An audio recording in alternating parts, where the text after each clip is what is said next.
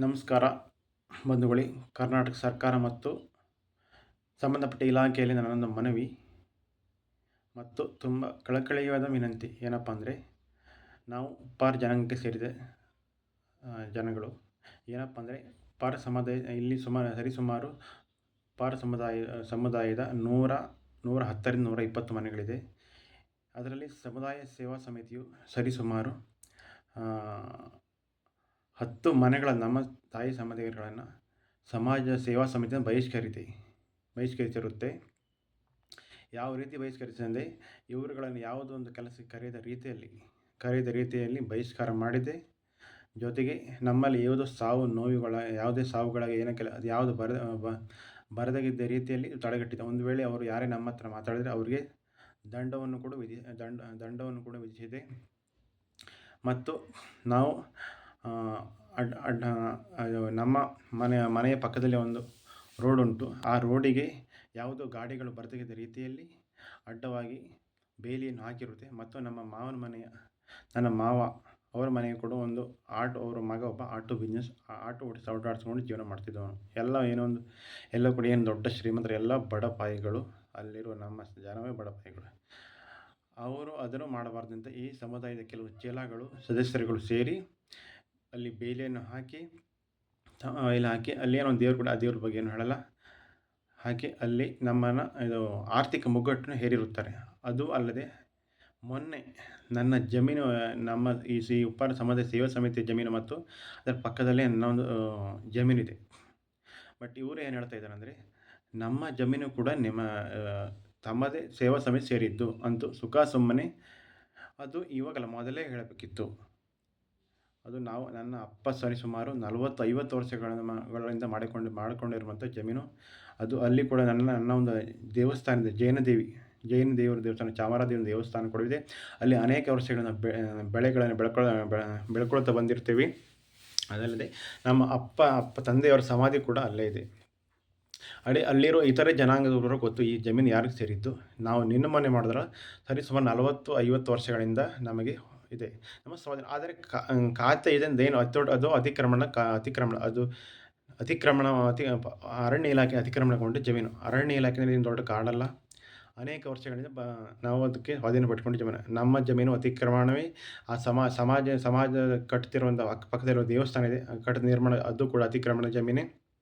ಹಾಗೂ ಅಲ್ಲಿರ್ತಕ್ಕಂಥ ಎಲ್ಲ ನಮ್ಮ ಸಮುದಾಯ ಸರಿಸುಮಾರು 50 ಮನೆಯ ಜಮೀನು ಕೂಡ ಅತಿಕ್ರಮಣದಾರರೇ. ಅದಲ್ಲದೆ ನಮ್ಮ ಭಾವ ಅವರದ್ದು ಕೂಡ ದೇವಸ್ಥಾನ ಅತಿಕ್ರಮಣದಲ್ಲಿದೆ ಆದರೆ ಇವರು ಹೇಳೋದು ಅಂದರೆ, ನಿಮ್ಮ ಹತ್ರ ಯಾವ ದಾಖಲೆ ಇದೆ? ಒಟ್ಟಲ್ಲಿ ಇವ್ರದ್ದು ಉದ್ದೇಶ ಅಷ್ಟೇ. ಕೆಲವೇ ದಿನಗಳ ಹಿಂದೆ ನಾನು ಫೇಸ್ಬುಕ್ ಮುಖಾಂತರ ಅವರು ನಮ್ಮನ್ನು ಸಮಾಜದಿಂದ ಬಹಿಷ್ಕಾರ ಮಾಡಿದ್ದಕ್ಕೆ ಒಂದಿಷ್ಟು ಲಿಖಿತ ರೂಪದಲ್ಲಿ ಬರೆದು ಹಾಕಿದೆ.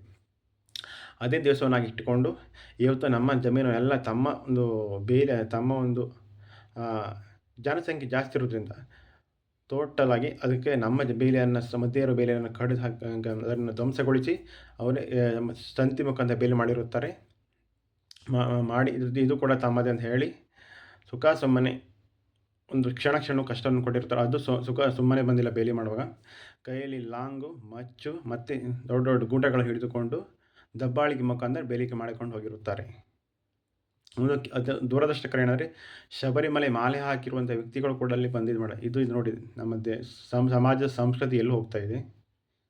ಇದು ಸರ್ಕಾರ, ಈ ದಿಶೆಯಲ್ಲಿ ಸರ್ಕಾರಕ್ಕೆ ನನ್ನ ಒಂದು ಮನವಿ, ನಮಗೆ ನ್ಯಾಯ ಒದಗಿಸಿಕೊಡಿ. ಹೀಗೆ ಮುಂದುವರಿದರೆ, ಯಾಕೆಂದರೆ ನಮಗೆ ಒಂದು ಅನಿಸ್ತದೆ, ನಾವೇನು ಇಂಡಿಯಾದಲ್ಲಿದ್ದೀವಿ, ಪಾಕಿಸ್ತಾನಲ್ಲಿದ್ದೀವಿ. ನಮ್ಮ ದೇಶದಲ್ಲಿ ನಮಗೆ ನ್ಯಾಯ ಸಿಕ್ಕಿಲ್ಲ. ನ್ಯಾಯ ಸಿಗುವುದರಲ್ಲಿ ಎಲ್ಲೋ ಏರುಪೇರು ಆಗ್ತಿದೆ. ಮತ್ತು ಅದು ನಾವು ಕರ್ನಾಟಕದಲ್ಲಿ, ನಮ್ಮ ಹಳ್ಳಿಯಲ್ಲಿದ್ದೀವಿ. ಇಷ್ಟೊಂದು ಜನ ಇತರೆ ಸಮುದಾಯದ ಯಾವುದೇ ಒಂದು ಕಷ್ಟಗಳಿಲ್ಲ, ಯಾವ ತೊಂದರೆಗಳು ಕೊಡ್ತಾರೆ. ಇದೇ ನಮ್ಮ ಸಮಾಜದ ಉಪ್ಪಾರ ಸೇವಾ ಸಮಿತಿ ಕೆಲವು ಚೇಲಾಗಳು ನಮಗೆ ರೀತಿಯಲ್ಲಿ ಸಮಸ್ಯೆ ಕೊಡ್ತಾರೆ. ಆರ್ಥಿಕ ಮುಗ್ಗಟ್ಟು ಹೇರುವುದು, ಅದಲ್ಲದೆ ಏನೋ ಒಂದು ಕಡೆ ನಮಗೆ ಮನುಷ್ಯನಲ್ಲಿ ಕಳವಳ, ಎಲ್ಲಿ ಹೋಗೋದಕ್ಕೆ ಇವರದೊಂದು ಭಯ ಎಲ್ಲೋ ಕಾಡ್ತಾ ಇದೆ. ಸುಮ್ಮನೆ ಹೆಂಗಸರುಗಳನ್ನ ಕೆಲವೊಂದು ಹೆಂಗಸರುಗಳಿರ್ತಾರೆ, ಅವ್ರ ಹತ್ರ ಜಗಳ ಇಳಿಸೋದು, ಕೆಲವೊಂದು ವಿಡಿಯೋ ಮಾಡೋದು. ಇವರು ನನ್ನ ಮೇಲೆ ಫೇಸ್ಬುಕ್ ವರದಿ ಕಂಪ್ಲೇಂಟ್ ಕೊಡೋಕೆ ಹೋಗಿರ್ತಾರೆ ಪೊಲಿಟಿಷನಲ್ಲಿ. ಅಲ್ಲಿ ಪೊಲೀಸ್ನವರು ಇವರ ಕಂಪ್ಲೇಂಟ್ನ ತಗೊಂಡಿಲ್ಲ. ಯಾಕಪ್ಪ ಅಂದರೆ, ಅಲ್ಲಿ ಉಪ್ಪಾರರ ಪೊಲೀಸ್ ಕಂಪ್ಲೇಂಟ್ ಅನ್ನೋದು ಸರ್ವೇ ಸಾಮಾನ್ಯವಾಗಿ ಹೋಗಿದೆ. ವರ್ಷಕ್ಕೆ 3ರಿಂದ 4 ಸಲ ಕಂಪ್ಲೇಂಟ್ ಕೊಡ್ತಾವ್ರೆ. ಅವ್ರಿಗೆ ಇವ್ರು ಕಂಪ್ಲೇಂಟ್ ಕೊಡಿ ಇವ್ರು ಹೀನಾಮಾನವಾಗಿ ಬೈದು ಒಗೆದು ಕಳಿಸಿರ್ತಾರೆ. ಸೊ ಅದಕ್ಕೆ ಇವ್ರದ್ದು ಅಲ್ಲಿ ಇವ್ರದ್ದು ಮಾಡಿರೋ ಕಂಪ್ಲೇಂಟ್ ವರ್ಕೌಟ್ ಆಗಿಲ್ಲ. ನಾನು FIAದಲ್ಲಿ ಅಪ್ಡೇಟ್ ಮಾಡಿದ್ದಕ್ಕೆ ಮತ್ತೆ ಇವರು ಬಂದು ಇಲ್ಲಿ ನನ್ನ ಜಮೀನನ್ನು ಇವರ ಸ್ವಾಧೀನಪಡಿಸಿಕೊಂಡು ಬೇಲಿ ಹಾಕಿ ಸ್ವಾಧೀನಪಡಿಸಿಕೊಂಡಿಲ್ಲ. ಆದರೆ ಆ ಭಗವಂತನ ನಿಮ್ಮ ಸರ್ಕಾರದ ಮುಖಾಂತರ ಮತ್ತು ಕೆಲವು ಸಂಘ ಸಂಸ್ಥೆಗಳು ಮತ್ತು ನಮ್ಮದೇನು ಜಮೀನು ನಮ್ಮ ಮುಖಾಂತರ ನಮಗೆ ಮತ್ತೆ ಬರಬೇಕು. ಬರುತ್ತೆ ಅನ್ನೋ ನಂಬಿಕೆ ಇದೆ. ಹಾಗೆ ಯಾರದ್ದು ಏನು ಮಾಡೋಕ್ಕಾಗಲ್ಲ. ಇದಕ್ಕೆಲ್ಲ ನ್ಯಾಯ ಒದಗಿಸ್ಕೊಂಡು ನಾನು ಕೇಳ್ಕೊತೀನಿ. ಇವ್ರದ್ದು ಸಮಸ್ಯೆಗಳು ಹೇಳೋಕೆ ಹೋದರೆ 108 ಇದೆ. ಒಂದಲ್ಲ ಎರಡಲ್ಲ, ಸಾವಿರಾರು ಇದೆ. ಇದು ದಿನದಿಂದ ಸಮಸ್ಯೆಗಳು ಏರ್ತಾನೆ ಇದೆ. ಇವ್ರದ್ದೇನಲ್ರಿ ಈ ಅದು ಸಮಾಜದಿಂದ ಬಹಿಷ್ಕಾರ ಮಾಡೋಕೆ ಪ್ರತಿದಿನ ಬಿಟ್ಟು ಒಂದು ದಿನ ಬಿಡದೆ 2024 ಎವ್ರಿ ಮಂತಲ್ಲಿ ಮೀಟಿಂಗ್ ಮಾಡ್ತಾನೆ ಇದ್ದಾರೆ. ಮಾತಲ್ಲಿ ಇವತ್ತು ನಾಳೆ ಮಾತಾಡೋ ಒಂದು ವೇಳೆ ಮಾತಾಡಿದ್ರೆ ಅವ್ರಿಗೆ ಇವರು ಬಹಿಷ್ಕಾರ ಹಾಕಿಲ್ಲ ಅಂತ ಹೇಳ್ತಾರೆ. ಹಾಕಿದ್ದಕ್ಕೆ ನಾವು ಹೊನ್ನಾವರ ತಾಲೂಕು ಕಂಪ್ಲೇಂಟ್ ಕೊಟ್ಟಿದ್ವಿ. ಅದಕ್ಕಿಂತ ಕೂಡ ಪಂಚಾಯತ್ ನೋಟಿಸ್ ಒಂದು ಪಂಚಾಯತ್ ಮುಖಾಂತರ ಮೀಟಿಂಗ್ ಆಯಿತು. ನಮ್ಮ ನಡುವೆ ಮತ್ತು ಅವ್ರ ಮೀಟಿಂಗ್ ಆಯಿತು. ಇವರು ತಾವು ಬಹಿಷ್ಕಾರ ಹಾಕಿಲ್ಲ ಅಂಥೇಳಿ ಅದು ಬಟ್ ನಮ್ಮ ಹತ್ರ ಅವರು ಬಹಿಷ್ಕಾರ ಹಾಕಿದ್ದೀವಿ ಅನ್ನೋ ಮೀಟಿಂಗ್ ಕರೆದಿರುವ ಕೆಲವು ಒಂದು ವಿಡಿಯೋ ತುಣುಕು ಆಡಿಯೋ ತುಣುಕುಗಳು ಇದೆ. ಬಟ್ ಅದು ಕೂಡ ಕೆಲವು ಒಂದು ಅವ್ರ ಹತ್ರ ಓಟ್ ಇರೋದರಿಂದ ಸ್ವಲ್ಪ ನಮ್ಮ ಕಡೆ ಎಲ್ಲೋ ಒಂದು ಕಡೆ ಅಷ್ಟೊಂದು ಕೇರ್ ಆಗಿ ತಗೊಳ್ತಾ ಇಲ್ಲ. ಅಲ್ಲಿರುವ ಅಧಿಕಾರಿಗಳಾಗಲಿ ಇದಾಗಲಿ ಅಲ್ಲಿ ಪೊಲೀಸ್ ಡಿಪಾರ್ಟ್ಮೆಂಟ್ ಯಾಕೆ ತಗೊಳ್ತಾ ಇಲ್ಲಪ್ಪ ಅಂದರೆ ಎಲ್ಲೋ ಒಂದು ಕಡೆ ಈ ಉಪ್ಪಾರ ಕಂಪ್ಲೇಂಟ್ ಆದರೂ ಕಾಮನ್ ಬಿಟ್ಟು ಅವ್ರಿಗೊಂಥರ ಕಂಪ್ಲೇಂಟ್ ಯಾವ ಥರ ಆಗಿದೆ ಇವ್ರ ಪ್ರಾಬ್ಲಮ್ಸ್ ವಾಮಿಟ್ ಥರ ಬಿಟ್ಟಿದೆ. ನೆಗ್ಲಿಜೆನ್ಸ್ ಮಾಡಿದ್ರೆ ತಪ್ಪಿಲ್ಲ. ಏನು ವರ್ಷಕ್ಕೆ 360 ಇದೇ ಕರ್ಮಕಾಂಡಗಳು ಇವರು. ಕಂಪ್ಲೇಂಟ್ ಆ ಕಂಪ್ಲೇಂಟು ಈ ಕಂಪ್ಲೇಂಟ್ 108 ಕಂಪ್ಲೇಂಟು. ಕೆಲಸ ಇಲ್ಲ ಬರೀ ಕಂಪ್ಲೇಂಟ್ಸ್ಗಳು. ಬೆಳಗ್ಗೆ ಅದು ಇವ್ರು ದುಡಿಯೋದು ಏನು ನಾನು ಏನು ದೊಡ್ಡ ಕೋಟಿಪತಿ ಅವರು ದೊಡ್ಡ ಇವರಲ್ಲ. ಆದರೆ ಇವ್ರ ಕೆಲಸನೇ ಇವತ್ತು 500 ದುಡಿದ್ರೆ ಇವತ್ತು ದುಡಿದ್ರೆ ಇನ್ನೊಂದು 2 ಇದಕ್ಕೆ ಕೋರ್ಸ್ ಮಾಡೋದು, ಆ ಕಂಪ್ಲೇಂಟ್ ಮಾಡೋಣ, ಅದು ಮಾಡಿ ಇದೇ ಯೋಚನೆ. ದಿನ ಬೆಳಗಾದ್ರೆ ಇದೇ ಯೋಚನೆ. ಸೊ ಇದಕ್ಕೆ ಸರ್ಕಾರಗಳು ಆದಷ್ಟು ಬೇಗ ನಮ್ಮ ಅವ್ರ ಮೇಲೆ ಏನು ಶಿಸ್ತಿನ ಕ್ರಮಗಳು ತಗೊಳ್ಬೇಕು. ನಮಗೆ ನ್ಯಾಯ ಸಿಗಬೇಕೆಂದು ನಾವು 10 ಮನೆಯವರು ನಿಮ್ಮಲ್ಲಿ ಮನವಿ ಮಾಡ್ಕೊಳ್ಳೋದು. ಇದೇ ಕಳೆದ ವರ್ಷದ ಜೂನ್ ನಮ್ಮ ಮಳೆಗಾಲದಲ್ಲಿ ನಮ್ಮ ಅತ್ತೆ ತೀರೋಗಿದ್ದರು. ಅಲ್ಲಿ ಹೆಣ ಜನ ಇವರೆಲ್ಲ ಯಾರೋ ನೋಡೋಕೆ ಬಂದವರು ಕೂಡ ಅವ್ರನ್ನ ತಡೆಗಟ್ಟಿ ಮನೆಯಿಂದ ಎಳ್ಕೊಂಡು ಮನೆಯಿಂದ ಇದು ಬಂದಿರತಕ್ಕಂಥ ನೋಡೋಕೆ ಬಂದವರು ಅವ್ರ ಸಂಬಂಧಿಕರವ್ರನ್ನ ಎಳ್ಕೊಂಡು ಹೋಗಿದ್ರು. ಹಾಗೂ ನಮ್ಮ ಚಿಕ್ಕಮ್ಮಂತಿರು ಅದು ಕೂಡ ಅಷ್ಟೇ. ಆ ಟೈಮಲ್ಲಿ ಕೂಡ ಆ ಸಮಯದಲ್ಲಿ ಕೂಡ ಅಷ್ಟೇ ಯಾರು ಆ ಬಾಡಿಗಳು ನೋಡೋಕೆ ಬಂದಿದ್ರು ಅವ್ರುಗಳನ್ನು ಎಳ್ಕೊಂಡು ಹೋಗಿ ಅವ್ರಿಗೆ ದಂಡ ವಿಧಿಸಿದರು. ಜೊತೆಗೆ ಆ ಸಮುದಾಯ ಸಮಿತಿ ಹಾಕುವಾಗ ಕೆಲವೊಬ್ಬರು ವಾಪಸ್ ಸೇರೋಕ್ಕೆ ಟ್ರೈ ಮಾಡಿದರು. ಸೇರೋಕೆ ಅವ್ರ ಹತ್ರ ಲೆಟರ್ ಬರೆಸ್ಕೊಂಡು ಎಷ್ಟು ವರ್ಷ ಹೊರಗಡೆ ಇದ್ದೀರಾ ಅದರದ್ದೆಲ್ಲ ಅಮೌಂಟ್ ಪೇ ಮಾಡಿ ಅಂತ ಹೇಳಿ ಆಮೇಲೆ ತಿರ್ಗಾ ಮತ್ತೆ ಇದು ಹೇಳಿಬಿಟ್ಟು ಬರೆಸ್ಕೊಂಡು ಆ ಲಿಖಿತ ರೂಪದ ಪತ್ರ ಕೂಡ ಇದೆ. ಮತ್ತು ಸೇರಿದ್ರೆ ಮತ್ತು ವಾಪಸ್ ನಮ್ಮ ಇದಕ್ಕೆ ಬಂದರು ಅವರು. ಯಾಕೆಂದರೆ ಇವ್ರದ್ದು ಕೆಲವೊಂದು ಅತಿಯಾದ ಇದು ಏನಂದರೆ ಏನೊಂಥರ ಸರ್ವಾಧಿಕಾರಿ ಮನೋಧೋರಣೆ ಥರ ನಡೀತಾ ಇದೆ ಇಲ್ಲಿ. ನಾವು ಬರ್ತಾ ಇರೋದು ಪ್ರಜಾಪ್ರಭುತ್ವದಲ್ಲಿ. ಬಟ್ ಇದೆಲ್ಲೋ ಒಂದು ಕಡೆ ಹಳೆಯ ಕಾಲದ ಇದ್ಯಾವುದು ಬುಡಕಟ್ಟು ಪದ್ಧತಿ ಹಳೆಯ ಕಾಲದ ಕಾಡಲ್ಲಿ ಹಿಟ್ಲರ್ ಅಧಿಕಾರ, ಹಿಟ್ಲರ್ ಥರ ಆಮೇಲೆ ಸರ್ವಾಧಿಕಾರಿ ಮನೋಧೋರಣೆ ಆ ಥರ ನಾವು ಪ್ರಜಾಪ್ರಭುತ್ವ ಇದ್ದೀವಿ. ಅಂಬೇಡ್ಕರ್ ಬರೆದಿರೋ ಸಂವಿಧಾನದಲ್ಲಿ ಇದ್ವಿ ನಾವು. ಇದೆಲ್ಲೋ ಒಂದು ಕಡೆ ಸಂವಿಧಾನಕ್ಕೆ ವಿರುದ್ಧವಾದ ಒಂದು ಕಾನೂನು ಇವ್ರು ಮಾಡಿರೋದು ಕಾನೂನು. ಸೊ ಇದಕ್ಕೆಲ್ಲ ಸರ್ಕಾರಗಳು ಮತ್ತು ಸಂಬಂಧಪಟ್ಟ ಅಧಿಕಾರಿಗಳು ನ್ಯಾಯ ಒದಗಿಸ್ಕೊಳ್ಬೇಕು. ನಾವು ನಿಮ್ಮಲ್ಲಿ ಕಳಕಳಿಯಾಗಿ ಹೆಚ್ಚು ನಮಸ್ಕರಿಸಿಕೊಳ್ತಾ ಇದ್ದೀವಿ. ಯಾಕೆಂದರೆ ಇದು ಹೀಗೆ ಮುಂದುವರೆದೇ ನಾವು ಬದುಕು ಅನ್ನೋದು ನನ್ನ ಕಾಲಿಗೆ ಮುಗಿದೋಗಿಲ್ಲ. ನಾನು ಬದುಕಬೇಕು, ನಮ್ಮ ಮಕ್ಕಳುಗಳು ಮರಿಗಳು ಇನ್ನೂ ಅನೇಕ ಲೈಫ್ ಅಂದರೆ ಅದು ಕಂಟಿನ್ಯೂಸ್ ಆಗಿ ಎಷ್ಟೋ ಜನ್ರೇಷನ್ಗಳು ಬದುಕಬೇಕು. ಬಟ್ ಇದಕ್ಕೆ ಎಲ್ಲೋ ಒಂದು ಕಡೆ ಅವರೆಲ್ಲ ನೆಕ್ಸ್ಟ್ ಭಯ ಭೀತಿನ ಬದುಕೋ ಪರಿಸ್ಥಿತಿ ಆಗಿದೆ. ಅವ್ರು ಬಿಟ್ಟೋಕ್ಕಾಗಲ್ಲ. ಯಾಕೆಂದರೆ ಇವತ್ತೊಂದು ಜಮೀನು ತೊಗೊಳ್ಬೇಕಂದ್ರೆ ಹೊರಗಡೆ ಹೋಗಿ ಬದುಕಬೇಕಂದ್ರೆ ಎಷ್ಟು ಲಕ್ಷಾಂತರ ರೂಪಾಯಿ ಬೇಕು. ಅದಕ್ಕೆಲ್ಲ ತುಂಬ ಕಷ್ಟ ಆಗುತ್ತೆ. ಇವ್ರದ್ದು ಏನು ಹೇಳ್ತಾರೆ ಅಂದರೆ ನಾವು ನಿಮ್ಮ 10 ಮನೆಯಿಂದ ಈ ಊರಿಂದ ಓಡಿಸ್ತೀವಿ. ಸೇವಾ ಸಮಿತಿ ಎಲ್ಲರ ಅಧ್ಯಕ್ಷರಲ್ಲ, ಕೆಲವು ಮೂರ್ಖ ಸದಸ್ಯರು ಒಂದಿಷ್ಟು ಜನ ಇದ್ದಾರೆ. ಅದಕ್ಕಾಗಿ ಅವರ ಕೆಲಸಗಳೇ ಇದು. ದಯವಿಟ್ಟು ಸರ್ಕಾರ ಇದಕ್ಕೆ ಒಂದು ಕಡಿವಾಣ ಹಾಕಬೇಕು.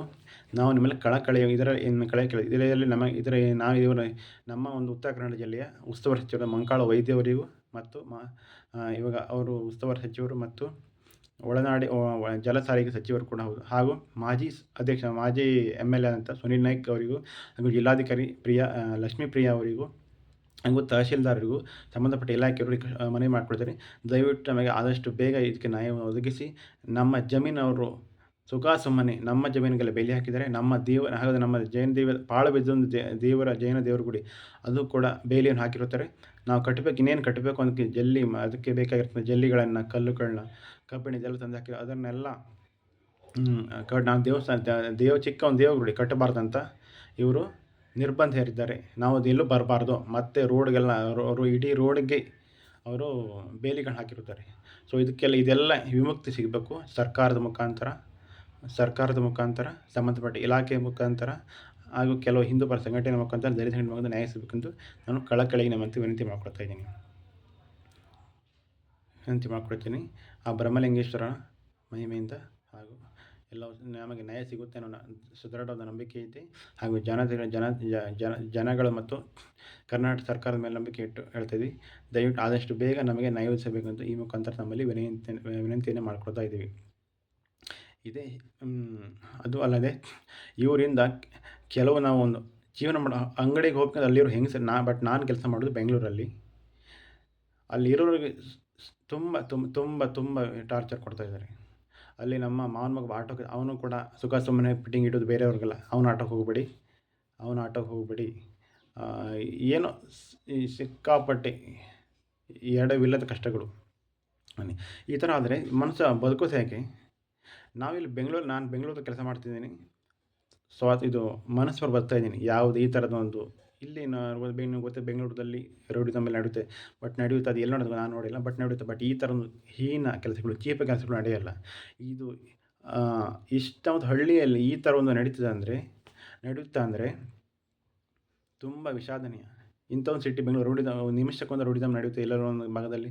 ನಾನು ನೋಡಿ, ಆದರೆ ಇಂಥ ಹಳ್ಳಿಯಲ್ಲಿ ಇದ್ದುಕೊಂಡು ಹಳ್ಳಿಯ ಜನ ನ್ಯಾಯವಂತರು. ಇದು ಉಲ್ಟಾಗಿದೆ. ಹಳ್ಳಿಯ ಜನ ಇದೇ ಎಲ್ಲ ಹಳ್ಳಿಯಲ್ಲ, ಈ ಸರಳಿಗೆ ಗ್ರಾಮದ ಉಗರ್ಜಿಕೆರೆ ಹಳ್ಳಿ ಉಪ್ಪಾರ ಸಮಾಜದ ಕೆಲವು ಸದಸ್ಯರುಗಳು ಅನ್ಯಾಯಕ್ಕೆ ಕೊಟ್ಟು ನಿಂತಾರೆ. ಅನ್ಯಾಯದ ಹೀರೋಗಳು ಇವ್ರದ್ದು ಕೆಲವೊಂದು ಹೇಳೋಕೆ ಹೋದರೆ 108 ಇದೆ.